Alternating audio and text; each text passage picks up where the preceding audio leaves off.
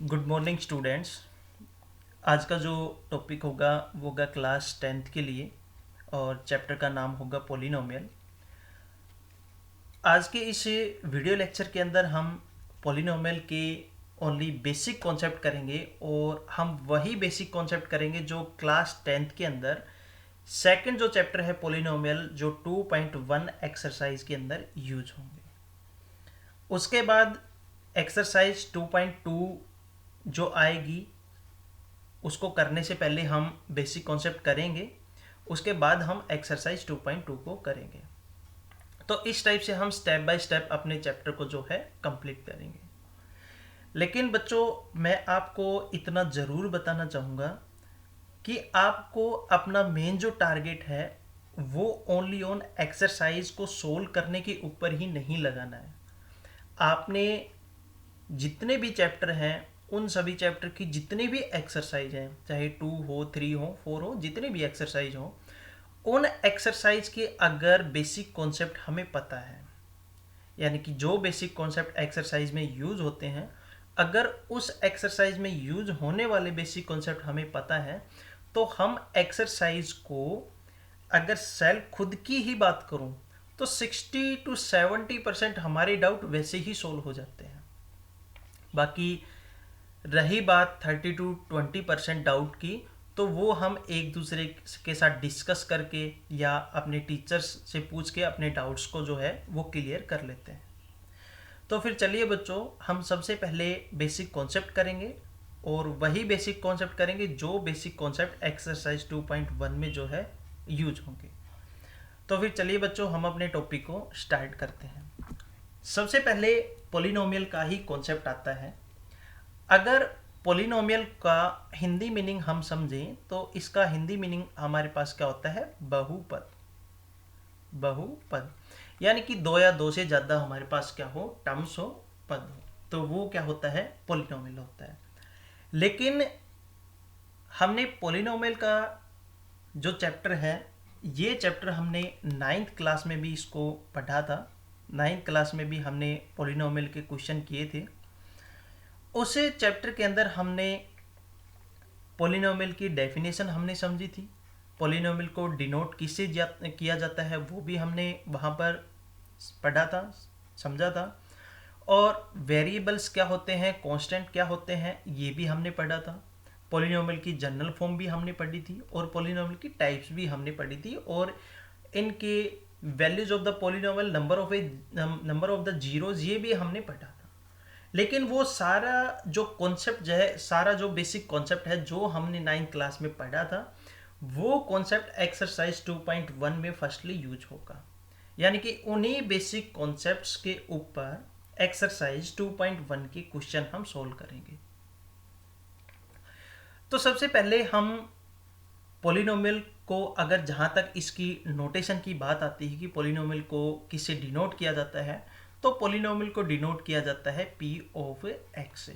अब ज़रूरी नहीं है कि आप इसको p ऑफ x से डिनोट करो, आप इसको r ऑफ x से भी डिनोट कर सकते हो, आप इसको q ऑफ x से भी डिनोट कर सकते हो, आप इसको t ऑफ x से भी डिनोट कर सकते हो, आप इसको z ऑफ x से भी डिनोट कर सकते हो।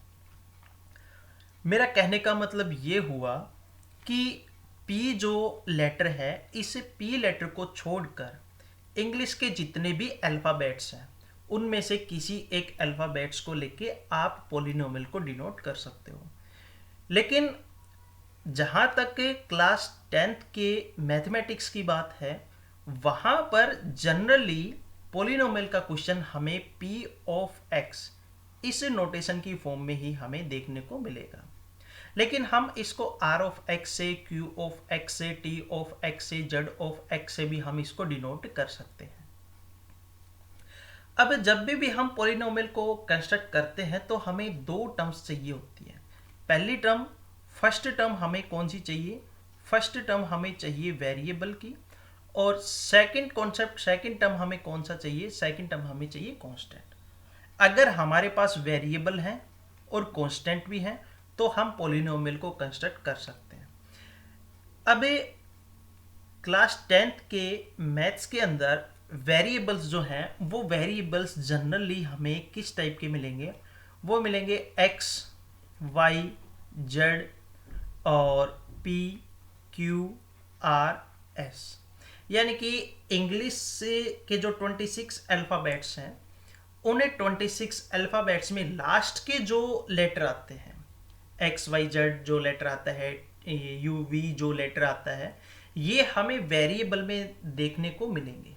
लेकिन जहाँ तक कांस्टेंट की बात है, कांस्टेंट में क्या देखने को मिलेगा हमें, जो स्टार्टिंग के जो लेटर हैं like as small a, b, c, d, e, f, g, ये हमें कांस्टेंट की टर्म में देखने को मिलेंगे। लेकिन that is not compulsory. The variable are permanently denoted by small x, small y, small z, small p, small q, small r and small s। ये compulsory नहीं है कि वेरिएबल्स को हम इन्हीं लेटर से डिनोट करें। हम वेरिएबल्स को जो कांस्टेंट जो हमने नोटेशन लिखी है कांस्टेंट की, इनको भी हम वेरिएबल में यूज कर सकते हैं, और जो वेरिएबल जो मैंने लिखे हैं इनको हम कांस्टेंट में भी यूज कर सकते हैं। ये कंपलसरी नहीं है कि वेरिएबल को आपने x से ही डिनोट करना है, y से ही करना है, z से ही करना है, p, q, r, s आपने इनसे ही इनको डिनोट करना है। आप इनको a, b, c, d से भी डिनोट कर सकते हो, कांस्टेंट को आप x, y, z से भी डिनोट कर सकते हो, इनको इंटरचेंज भी कर सकते हो। लेकिन मोस्टली हमें मैथमेटिक्स के अंदर जो वेरिएबल है वो एक्स वाई जेड की ही फॉर्म में देखने को मिलेंगे, और जो कांस्टेंट है वो A B C D E F इनकी ही फॉर्म में हमें देखने को मिलेंगे। तो ये पॉलिनोमियल के वेरिएबल और कांस्टेंट का क्या है, कॉन्सेप्ट है। अब इसके बाद इसका नेक्स्ट जो कॉन्सेप्ट आता है, वो नेक्स्ट कॉन्सेप्ट हमें मिलता है इसकी जनरल फॉर्म का। तो सबसे पहले मैं इसकी जनरल फॉर्म राइट करता हूँ कि पॉलिनोमियल को हम जनरली किस टाइप से इसको राइट करते हैं, किस टाइप से इसको मैथमेटिकल फॉर्म में हम लिखते हैं। तो मैंने लिखा p of x is equal to a n x raise to power n plus a n minus 1 x raise to power n minus 1 plus a n minus 2 x raise to power n minus 2 plus dot dot dot यहाँ पर terms हैं, plus a3 x raise to power 3 plus a2 x raise to power 2 plus a1 x raise to power 1 और plus a0 x raise to power 0। अब x raise to power 0 किसके equal होता है, अगर किसी वेरिएबल की power 0 हो तो वो किसके इक्वल होता है, 1 के इक्वल। तो यहाँ पर हम x raise to power 0 is equal to 1 अगर ये रिजल्ट पुट करेंगे तो उस केस के अंदर हमारे पास रिजल्टिंग पॉलिनोमियल क्या आएगा, वो आएगा p of x is equal to a n x raise to power n plus a n minus 1 x raise to power n minus 1 plus a n minus 2 x raise to power n minus 2 plus dot dot dot plus a3 x raise to power 3 plus a2 x raise to power 2 plus a1 x raise to power 1 और plus a0। अब ये जो मैंने general form लिखी है, इस general form के अंदर मैंने सारे प्लस के साइन जो है वो मैंने यूज किए, लेकिन आपको यहाँ पर माइनस के साइन भी देखने को मिल जाएंगे। माइनस के साइन भी हम यहाँ पर ऐड कर सकते हैं, प्लस और माइनस ये दोनों साइन भी हम यहाँ पर लिख सकते हैं। प्लस यानी कि साइन या तो प्लस का मिलेगा या फिर आपको माइनस का मिलेगा।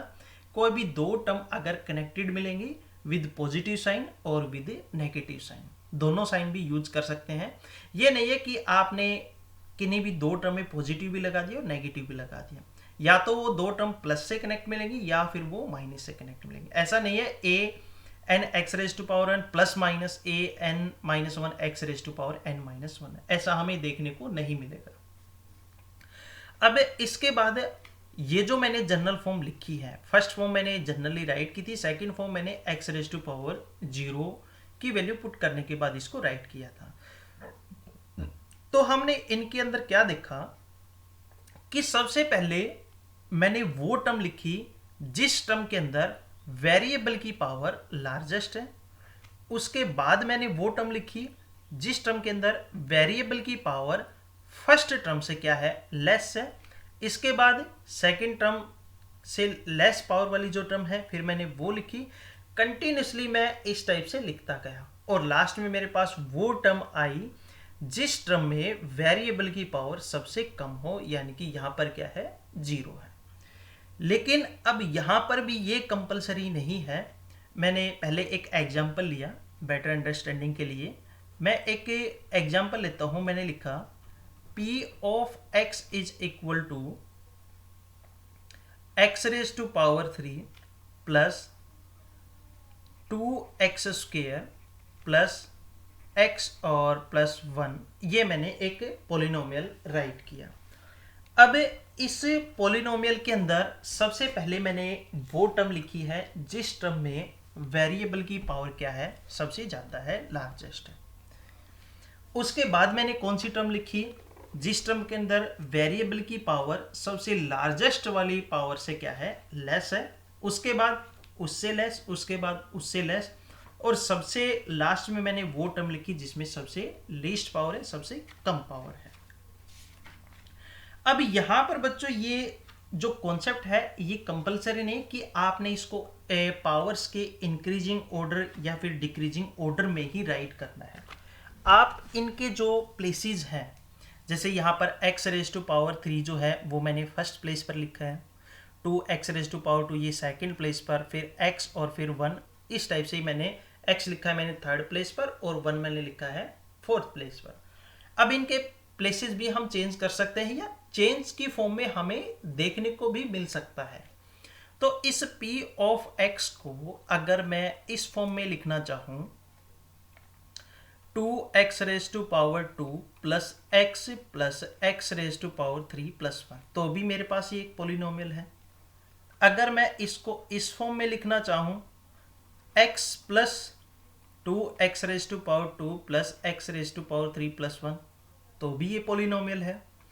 अगर मैं इसको इस फॉर्म में लिखना चाहूँ 1 plus x raise to power 3 plus x 2x square और प्लस x, तो ये भी मेरे पास क्या है, एक पोलिनोमियल है। जरूरी नहीं है कि पावर्स को इंक्रीजिंग फॉर्म में लिखें या फिर हम डिक्रीजिंग फॉर्म में लिखें, आप टर्म्स को अल्टरनेटिवली भी लिख सकते हो। तो ये हमारे पास इसकी जनरल फॉर्म आती है पोलिनोमियल्स की।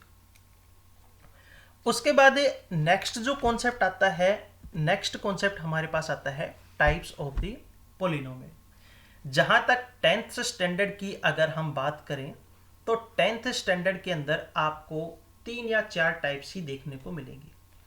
फर्स्ट टाइप हमें कौन सी मिलेगी, फर्स्ट टाइप आपको मिलेगी लीनियर पोलिनोमियल, लीनियर पोलिनोमियल। उसके बाद सेकेंड टाइप आपको क्या मिलेगी, क्वाड्रेटिक पोलिनोमियल,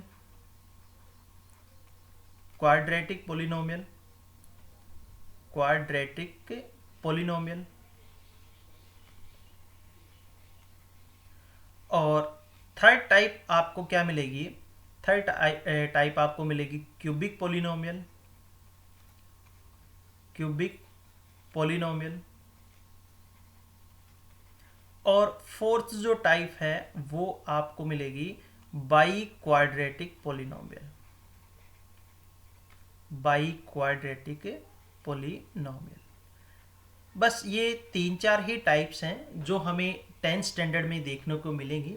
इससे ज़्यादा और भी आती है बाई क्वाड्रेटिक के बाद 6, 7, 8, 9 और अप टू 10 तक, ये डिग्री के ऊपर डिपेंड करता है।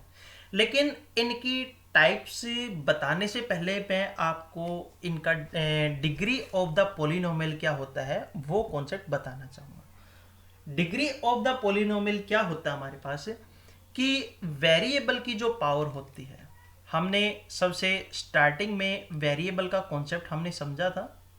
वेरिएबल को हमने मोस्टली डिनोट करते हैं x, y और z से। इन वेरिएबल्स की जो पावर होती है वो पावर हमारे पास क्या कहलाती है, डिग्री कहलाती है। अगर मान लो मैं ये लिखता हूँ p of x is equal to x raise to power 2 plus 3x plus 1, तो यहाँ पर पोलिनोमियल की डिग्री हमारे पास कितनी है, 2 है।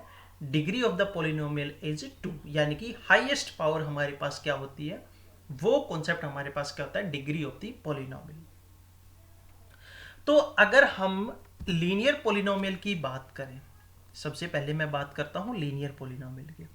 A polynomial of degree is 1, मैंने लिखा a polynomial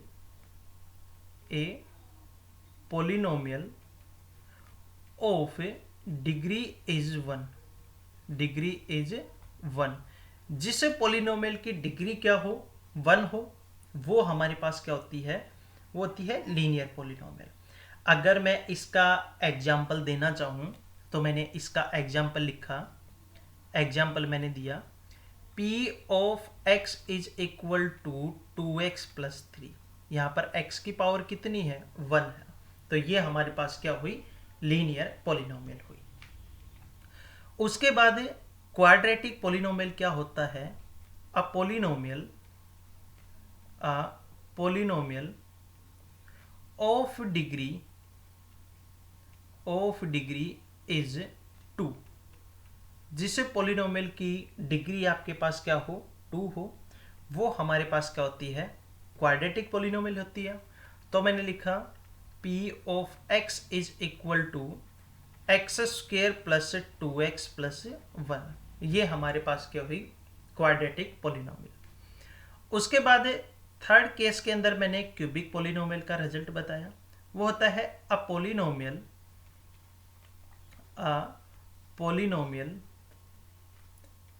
of degree is 3, किसी पॉलिनोमियल की डिग्री हमारे पास क्या हो, 3 हो, वो होती है क्यूबिक पॉलिनोमियल। तो मैंने लिखा, जनरली ही मैंने लिख दिया p of x is equal to a1 x raise to power 3 plus a2 x raise to power 2 plus a3 x और प्लस में कितना लिख दिया मैंने, a4। उसके बाद लास्ट में हम बात करते हैं बाई क्वाड्रेटिक के बारे में। ये होता है a polynomial of degree is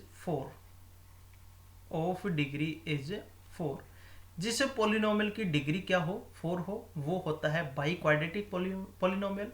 for an example p of x is equal to a1 x raise to power 4 plus a2 x raise to power 3 plus a3 x raise to power 2 plus a4 x और plus में क्या लिख दिया मैंने, a5। तो ये हमारे पास हुई बाई क्वाड्रेटिक पॉलिनोमियल।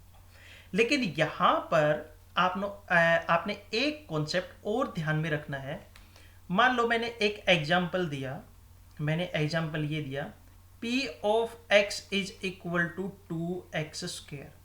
तो ये मैंने आपसे ये पूछा कि ये कौन सी टाइप है, तो आपका आंसर होगा ये हमारे पास क्वाड्रेटिक पॉलिनोमियल है, क्योंकि इसकी डिग्री कितनी है, 2 है, डिग्री 2 है, तो इसकी जो पॉलिनोमियल की जो टाइप्स होगी वो टाइप्स हमारे पास क्या होगी, क्वाड्रेटिक पॉलिनोमियल होगा। अब कुछ बच्चे यहाँ पर ये सोच रहे होंगे कि सर ने तो इनको डिक्रीजिंग फॉर्म में लिखा था, सबसे पहले लार्जेस्ट पावर लिखी, 2 पावर लिखी, उसके बाद वो वेरिएबल लिखा जिसके अंदर पावर 1 है, फिर वो वेरिएबल लिखा जिसके अंदर पावर आपके पास क्या है, 0 है। अब यहाँ पर भी ये जो p ऑफ x जो मैंने बाई क्वाड्रेटिक पॉलिनोमियल का जो एग्जांपल लिया है, मैंने ओनली एक ही टर्म लिख दी इसके अंदर, 2x रेज टू पावर 2। बाकी टर्म कहाँ है, बाकी टर्म इसके अंदर 0 है, उनको मैंने किस टाइप से लिखा, प्लस 0x और प्लस 0। अब यहाँ पर 0 और 0 को किसी से मल्टीप्लाई करवाते तो 0 आता है, ऐड करवाते तो आपके पास 0 को 0 में ऐड करोगे तो 0 आएगा, 0 को किसी 0 के अलावा किसी नंबर में ऐड करते हो तो वो नंबर आ जाता है। तो यहाँ पर जब 2x स्क्वायर को प्लस 0x और प्लस 0 में ऐड करेंगे तो रिजल्ट हमारे पास 2x स्क्वायर बचता है, और जो कि ये क्या है, हमारे पास एक क्वाड्रेटिक पॉलिनोमियल है। अब इसके बाद हमारे पास जो कॉन्सेप्ट आता था वो है डिग्री ऑफ द पॉलिनोमियल की। तो डिग्री तो मैं आपको पहले भी बता चुका हूं कि हाईएस्ट पावर कितनी है वेरिएबल की, वो हमारे पास क्या होता है, उस पॉलिनोमियल का डिग्री होता है। अब मैंने कुछ एग्जाम्पल लिए, मैंने फर्स्ट एग्जाम्पल लिखा p of x is equal to a x raise to power 4 plus A2, यहाँ पर इसको लिख दिया A1, A2 x raise to power 2 और प्लस D। मैंने ये लिखा, यहाँ पर A1, A2 और D ये सारे के सारे क्या हैं, रियल नंबर है। अब इस पोलिनोमियल के अंदर इसकी हाईएस्ट डिग्री कितनी है, तो मेरा आंसर क्या होगा, मेरा आंसर होगा 4। यानी कि जो मैंने एग्जाम्पल लिया, इस एग्जाम्पल के अंदर जो पोलिनोमियल की जो हाईएस्ट पावर है वेरिएबल की, वो हमारे पास कितनी है, 4 है। और हाईएस्ट पावर ही हमारे पास क्या होता है, डिग्री ऑफ द पोलिनोमियल। अब ये तो हुआ बच्चा डिग्री का कॉन्सेप्ट। उसके बाद अगर मान लो कुछ बच्चे ये सोच रहे हैं कि सर ने जनरली जो पोलिनोमियल को डिनोट किया था वो हमारे पास ये रिजल्ट था। अगर हमसे इस पोलिनोमियल की डिग्री पूछी जाए, ये जो पोलिनोमियल मैंने राइट की है, इस पोलिनोमियल की अगर डिग्री पूछी जाए तो उस केस के अंदर मैं क्या कहूँगा, nth डिग्री पोलिनोमियल। ये मेरे पास क्या मिलेगा, nth degree polynomial, nth degree polynomial, ये nth डिग्री पोलिनोमियल होगा। अब नेक्स्ट रिजल्ट आता है हमारे पास, ये डिग्री ऑफ द पोलिनोमियल का कॉन्सेप्ट हो चुका है। अब बच्चों आपने एक बात और यहाँ पर ध्यान रखनी है, वो क्या है कि जिस पोलिनोमियल की जितनी डिग्री होंगी उतनी ही उसकी नंबर ऑफ जीरोज होंगी, यानी कि उतनी ही x की वैल्यूज मिलेंगी।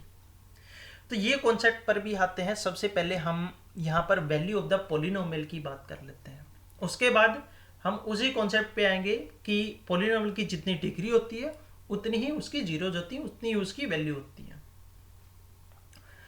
x के लिए उतनी ही वैल्यू मिलेगी। मेरा कहने का मतलब ये हुआ कि हमने यहाँ पर देखो एक पोलिनोमियल का एग्जाम्पल लेते हैं। हम एक पोलिनोमियल का एग्जाम्पल लिया, p of x is equal to x square plus 2x plus 1। तो यहाँ पर x के लिए जो वैल्यू मिलेंगी वो x के लिए वैल्यू हमारे पास कितनी मिलेंगी, 2 मिलेंगी, जहाँ पर हमारे पास ये जीरोज ऑफ द पोलिनोमियल का कॉन्सेप्ट आएगा। अब रिजल्ट आता है वैल्यू ऑफ द पोलिनोमियल। तो जनरली मैंने एक पोलिनोमियल राइट किया, मैंने पोलिनोमियल लिया p of x is equal to, मैंने लिखा 2x प्लस 1। मैंने एक लीनियर पोलिनोमियल का एग्जांपल लिया। अब इस पोलिनोमियल के अंदर x के लिए जो वैल्यू हम लेंगे 1 2 3 4 5 -1 -2 -3 1/2 √2 √3 √7.5, जो भी हम x के लिए वैल्यू लेंगे और उस वैल्यू को इस पोलिनोमियल में पुट करेंगे, तो जो आंसर आएगा वैल्यू पुट करने के बाद वो हमारे पास क्या होगा, वैल्यू ऑफ द पोलिनोमियल। तो यहां पर सबसे पहले मैंने x इज इक्वल टू 1 लिया, तो हम p ऑफ 1 फाइंड आउट करेंगे। p ऑफ 1 हमारे पास क्या होगा, 2 × 1 + 1, 2 1 जा 2 और +1, 2 में 1 ऐड करेंगे तो रिजल्ट कितना आएगा, 3 आएगा। यानी कि x इज इक्वल टू 1 के लिए p ऑफ x की जो वैल्यू है वो वैल्यू हमारे पास कितनी है, 3 है। ये तो फर्स्ट केस लिया हमने। सेकंड केस हम लेते हैं, मैंने लिया x इज इक्वल टू, मैंने लिया यहाँ पर -1। अब p ऑफ -1 कितना आएगा, 2 × -1 + 1, 2 की -1 के साथ मल्टीप्लाई करवाएंगे तो -2 और +1 इज इक्वल टू कितना आया, -1 आया। यानी कि x के लिए जो -1 जो हमने वैल्यू ली थी, उस -1 के लिए पोलिनोमियल की वैल्यू हमारे पास कितनी हुई, वो वैल्यू हमारे पास हुई -1। यानी कि कहने का मतलब मेरा ये हुआ कि x के लिए जो हम वैल्यू लेंगे और उस वैल्यू को गिवन पोलिनोमियल में हम पुट करेंगे, तो जो आंसर आएगा वो हमारे पास क्या होगा, value of the polynomial for given x। Given x के लिए हमारे पास वो क्या होगा, उस पोलिनोमियल की वैल्यू होगी। तो ये तो बच्चों हुआ वैल्यू ऑफ द पोलिनोमियल का कॉन्सेप्ट। इसके बाद कॉन्सेप्ट आता है जीरोज ऑफ द पोलिनोमियल। तो जीरोज ऑफ द पोलिनोमियल करवाने से पहले मैं आपको 9th क्लास में एक चैप्टर हमने पढ़ा था इक्वेशन का। उसके अंदर हम क्या करते थे कि मान लो मैंने जनरली कोई भी एक इक्वेशन ली, मैंने लीनियर इक्वेशन ली, वो मैंने लिखा 2x plus 5 is equal to 0, ये लिया मैंने। तो इसके अंदर अगर x की वैल्यू मैं फाइंड आउट करना चाहूं तो x की वैल्यू मेरे पास कितनी आती है, x is equal to -5 divided by 2। अब इस x की वैल्यू को अगर मैं इस गिवन इक्वेशन में पुट करूंगा तो लेफ्ट हैंड साइड और राइट हैंड साइड दोनों क्या आएंगे, इक्वल आएंगे। मैंने लिखा 2 इंटू -5 डिवाइडेड बाई 2 प्लस 5, 2 से 2 कैंसिल आउट, -5 से +5 cancel out, is equal to 0 मेरा क्या आया, आंसर आया। तो इसका मतलब क्या हुआ कि x की वो वैल्यू जिस केस के अंदर अगर इस गिवन इक्वेशन में पुट करें तो हमारा आंसर इज इक्वल टू 0 आ जाएगा। तो हमारे पास वो क्या हुआ, zero of the this equation, वो इस इक्वेशन की 0 हुई। तो उसी टाइप से मैंने इसी एग्जाम्पल को मैंने पॉलिनोमियल की फॉर्म में लिखा, p of x is equal to 2x plus 5। यहां पर x की जगह मैं क्या पुट करूं, ये मेरा रिजल्ट इज इक्वल टू 0 हो जाए।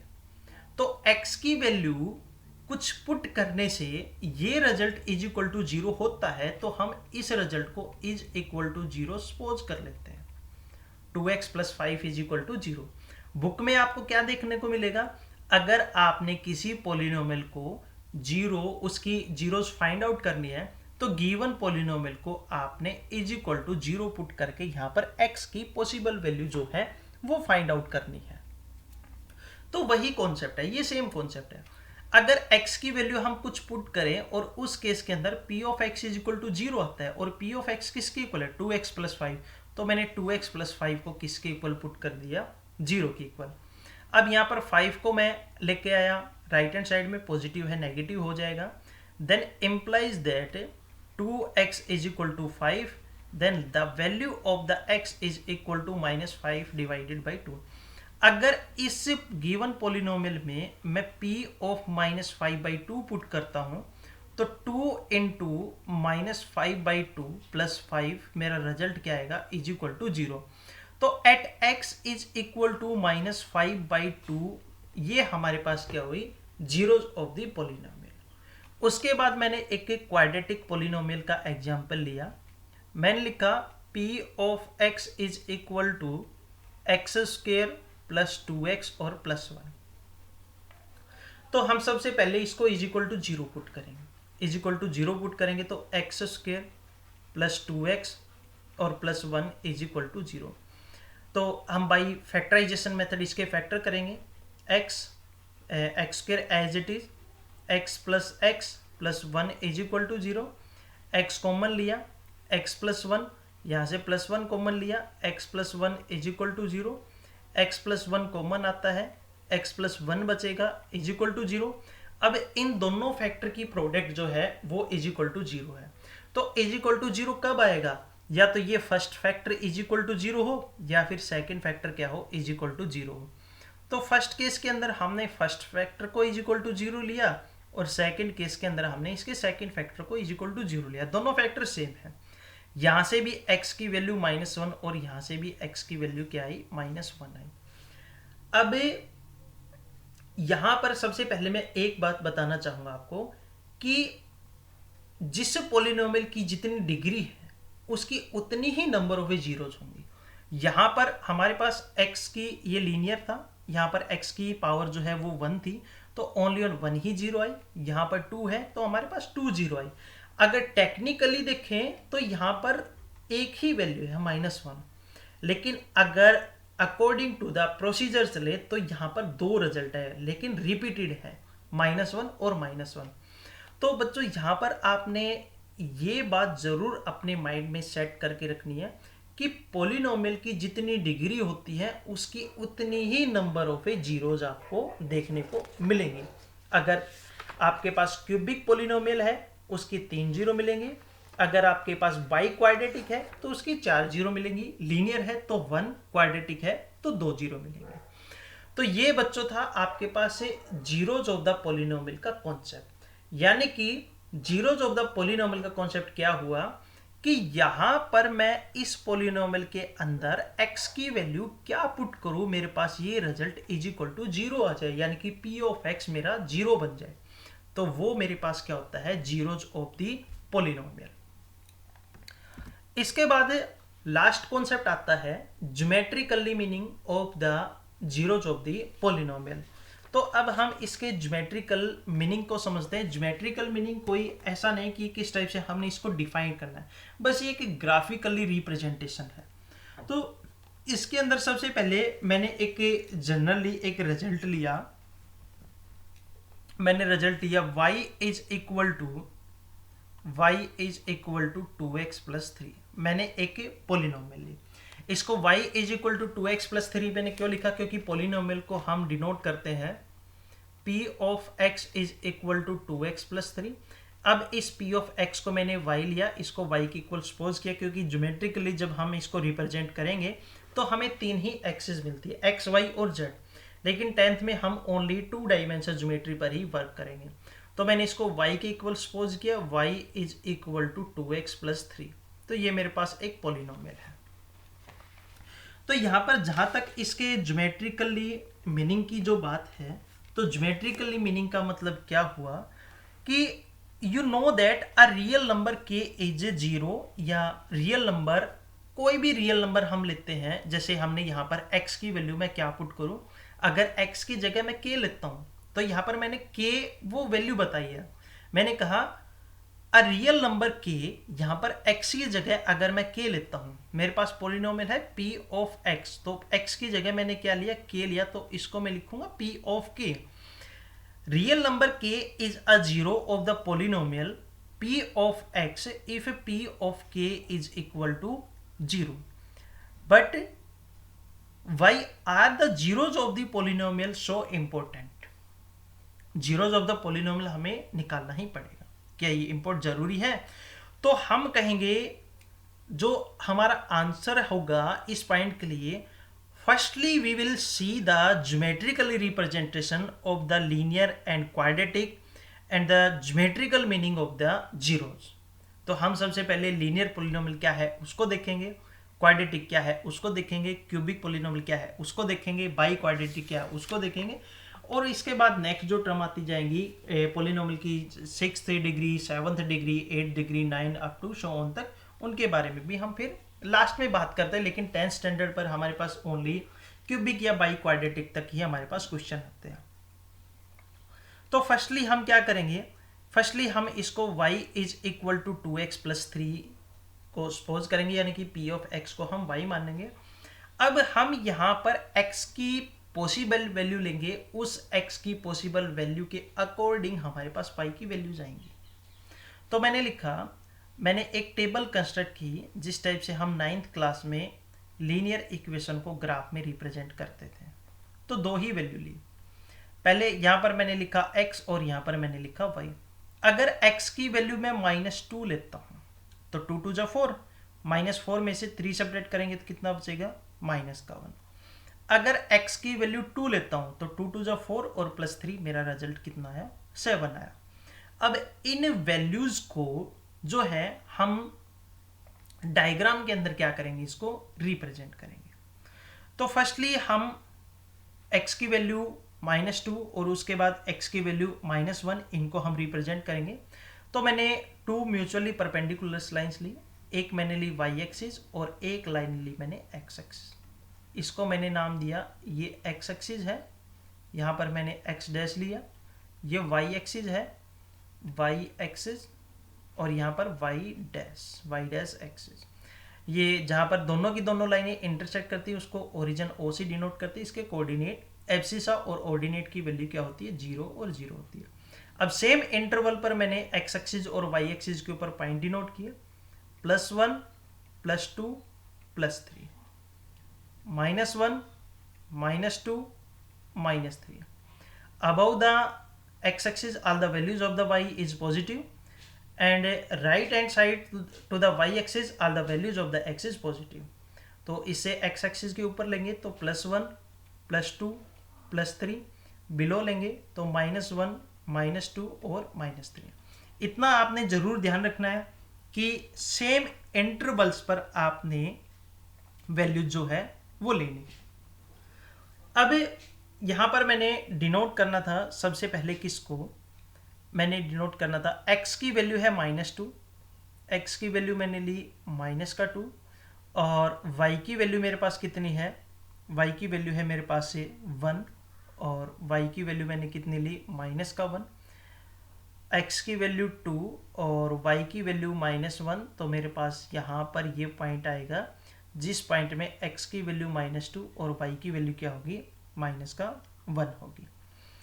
अब x की वैल्यू 2, y की वैल्यू 7, x की वैल्यू मैंने 2 ली, एक लाइन ग्राफ प्लॉट किया एट x = 2 के लिए, y की वैल्यू 7 है तो y की वैल्यू हमें 7 ऊपर तक इसको और इंक्रीज करना पड़ेगा, ये होगा 3, 4, 5, 6 और 7, तो 7 के लिए हमारे पास है x की वैल्यू 2 और y की वैल्यू 7, तो हमें ये एक पॉइंट मिलेगा।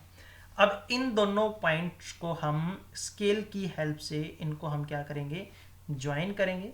इन दोनों पॉइंट्स को हम स्केल की हेल्प से क्या कर देंगे, ज्वाइन करेंगे। ये जो दोनों पॉइंट हैं, अगर आप इसे को ग्रिड ग्राफ के अंदर रिप्रेजेंट करोगे तो आपके पास जो वैल्यू जो आएगी वो हमारे पास क्या आएगी, एग्जैक्ट वैल्यू आएगी।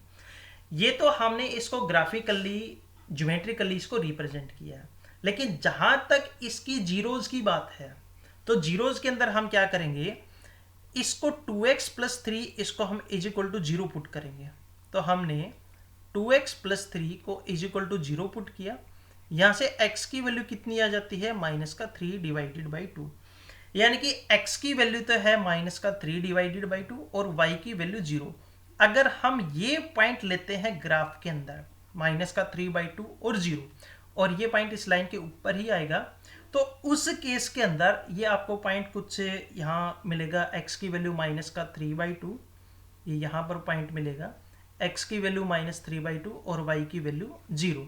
तो हमने जो पॉलिनोमियल की जो जीरो थी उस जीरो को हमने ज्योमेट्रिकली क्या किया, रिप्रेजेंट किया, उसको ग्राफ के अंदर हमने इसको रिप्रेजेंट करके दिखाया, इसको शो करके दिखाया।